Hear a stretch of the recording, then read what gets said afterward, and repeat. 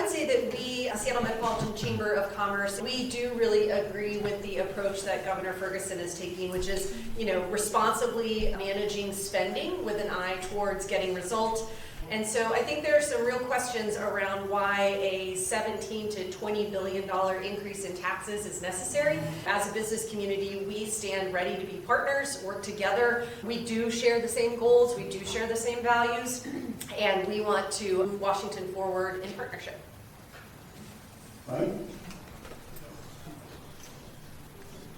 Thank you. In addition to being, the president of the State Employees Union, I'm a social worker. I'm a social worker at Western State Hospital. My coworkers who go to work every day to take care of people who are mentally ill, to take care of people who are vulnerable, are doing so not under some illusion that they're gonna, buy a Ferrari, not under some illusion that state employment is going to, get them to buy a mansion, but under the promise that they were told, that they can feed their families, right? That they can pay their rent, that they can, buy medications for their kids.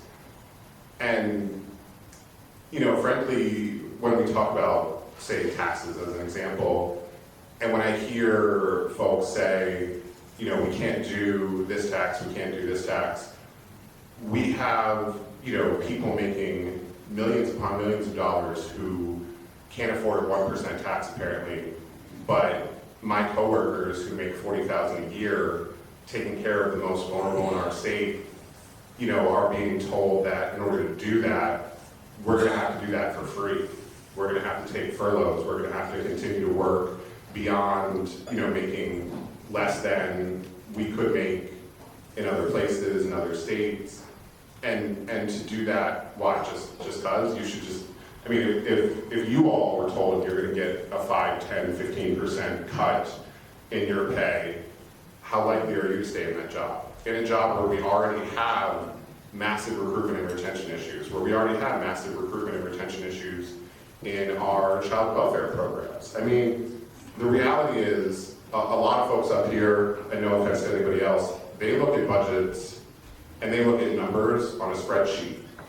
All of those numbers are attached to very real human beings that I know, that I speak with on a daily basis.